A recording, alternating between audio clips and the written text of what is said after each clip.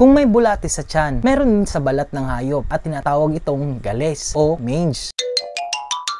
Ang panghuling klase ng galis o mange ay ang canine demodicosis at nakikita ito sa hair follicle at sa sebaceous gland. Ang parasite na ito ay normal flora sa mga aso o nakatira talaga sila sa balat ng aso at hindi bumababa sa lupa. Loyal sila, hindi katulad ng ex mo.